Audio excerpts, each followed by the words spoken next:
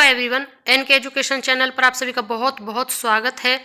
BPSC TRE 1 और 2 में चयनित सभी शिक्षकों के वेतन संबंधी बहुत इम्पोर्टेंट नोटिस जारी हुआ है, जो कि कार्यालय जिला शिक्षा पदाधिकारी पटना से रिलीज किया गया है। अभी 23 तारीख में इस लेटर को रिलीज किया गया है, जिसमें नवनियुक्त विद्यालय में जो अध्यापक नियुक्त हुए हैं उनकी नेगेटिव एंट्री का विवरण देने के संबंध में इसको प्रेषित किया गया है। आप समझ गए होंगे कि नेगेटिव एंट्री क्या, यानी कि किसी भी अध्यापक की जो कि नवनियुक्त हुए हैं, अगर उनकी नेगेटिव एंट्री हुई है, यानी कि वो विद्यालय समय से नहीं पहुंच पाए या किसी कारणवश वो विद्यालय ही नहीं पहुंचे और वहां पर निरीक्षण किया गया और उनकी फिर ऋणात्मक अनुपस्थिति दर्ज की गई, इस प्रकार का डेटा विभाग ने मांगा है। इसके बारे में हम डिटेल में अभी चर्चा करेंगे कि कौन कौन से जो शिक्षक हैं उनकी जो सूची है, कौन से वर्ग से वो संबंध रखते हैं, ये सभी हम जानकारी इसमें अभी आपके साथ साझा करेंगे। उससे पहले आपसे एक रिक्वेस्ट कर लेते हैं कि अगर आप हमारे चैनल पर पहली बार विजिट कर रहे हैं तो प्लीज़ चैनल को सब्सक्राइब करना ना भूलिएगा, बेल आइकन जरूर प्रेस करें ताकि नोटिफिकेशन के माध्यम से प्रत्येक अपडेट आप तक पहुँच सके, और एक लाइक ज़रूर किया करें जिससे वीडियो हमें लगता है कि आपके लिए इन्फॉर्मेटिव रहा। तो आइए शुरू करते हैं।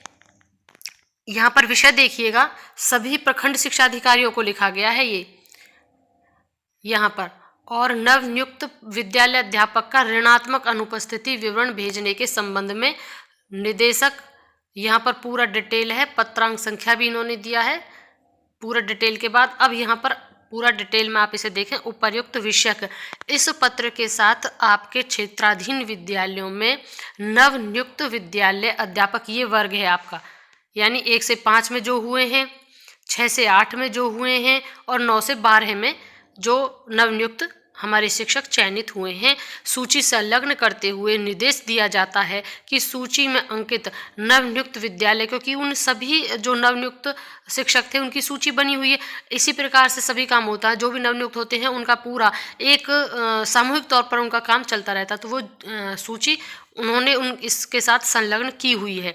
तो नवनियुक्त विद्यालय अध्यापक का ऋणात्मक अनुपस्थिति विवरण प्रत्येक माह के 28 तारीख तक अधोहस्ताक्षरी कार्यालय में उपलब्ध कराना सुनिश्चित करेंगे। यानी प्रत्येक महीने की जो 28 तारीख होती है, क्योंकि 28 से 29, 30 और कभी कभी 31, तो इन 2-3 दिनों में, क्योंकि 1 या 2 तारीख तक अगर वेतन जारी किया जाए तो इन 2-3 तारीख जो 2-3 दिन बच रहे हैं 28 से 30, 31 के बीच में, उनमें अगर किसी अध्यापक के प्रति ऋणात्मक एंट्री हुई है तो उसका फिर वेतन अवरुद्ध होता है।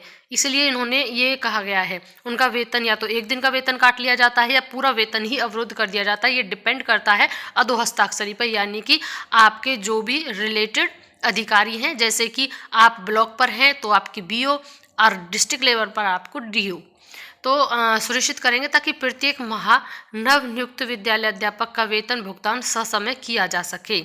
तो ससमय तब होगा जब आपकी कोई नेगेटिव एंट्री नहीं है। नेगेटिव एंट्री अगर आपकी मिल जाती है तो आपका जो वेतन है ससमय जारी नहीं हो पाएगा, और इसीलिए इसकी सॉफ्ट कॉपी इस वाली वेबसाइट पर दी जाएगी। अगर आपका पूरा का पूरा कोई भी नेगेटिव एंट्री नहीं है, ऋणात्मक अनुपस्थिति नहीं है, तो भी इस वाली वेबसाइट पर dpoest patna@gmail.com पर भेजते हुए हार्ड कॉपी उपलब्ध कराना सुनिश्चित करेंगे।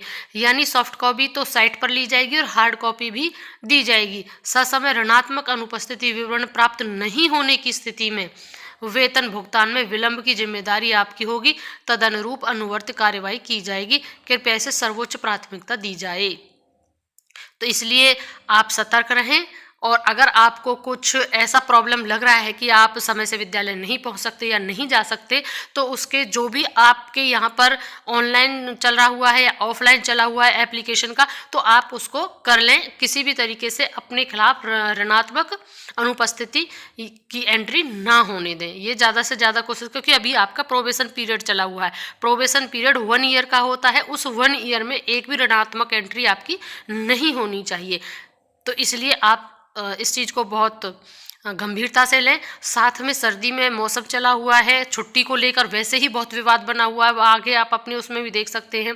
ऐसे में कभी भी कंफ्यूज ना हो कि विद्यालय के लिए कन्फ्यूजन वैसे ही है। डीएम ने स्कूल बंद न होने पर मुख्य सचिव को भेजा पत्र।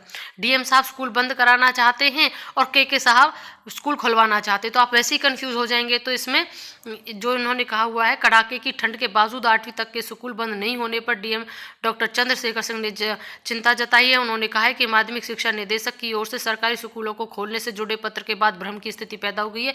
ये भ्रम की स्थिति पैदा हुई है जो कि आपके लिए दोनों तरीके से घातक हो सकती है। इसके रिगार्डिंग विशेषकर ये जो लेटर आया है इसके रिगार्डिंग, क्योंकि आप रहेंगे कन्फ्यूजन में, इसलिए आप अपना कन्फ्यूजन दूर कर लें।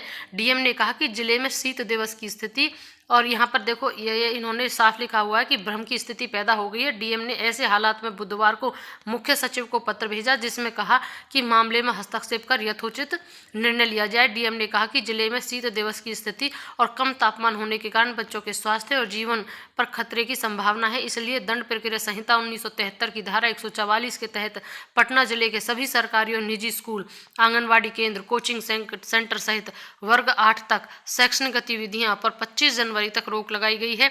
माध्यमिक शिक्षा निदेशक ने 22 जनवरी को पत्र जारी कर शिक्षा पदाधिकारी पटना को सभी विद्यालयों को खुला रखने का निर्देश दिया। उन्होंने खुलेगा कर दिया और उन्होंने 25 तक बंद करने का रहा।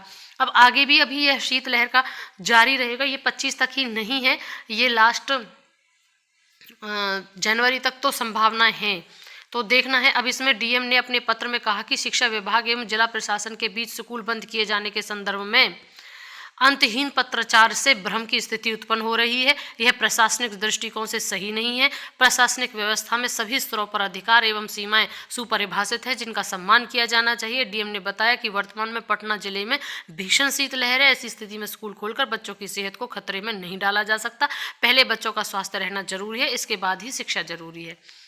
तो यहाँ पर अब आपने देख लिया, एक तो असमंजस की स्थिति जहाँ पर डीएम साहब ने स्वयं स्वीकार किया है, ऊपर से ये लेटर की जहाँ पर आपके वेतन से संबंधित बहुत इंपॉर्टेंट यह नोटिस जारी हुआ है। तो इसलिए अपना सतर्क रहें, मौसम से भी सतर्क रहें, कोई जल्दबाजी ना करें विद्यालय पहुँचने की। सबसे पहले अपना जीवन है, उसके बाद कुछ है, लेकिन अपना वेतन का भी ध्यान रखना है। इसीलिए अगर ऐसे मौसम हो सके तो आप स्कूल के पास रहें, जब मौसम ठीक हो जाए उसके बाद देख लें आप, जो भी जैसा भी लगे।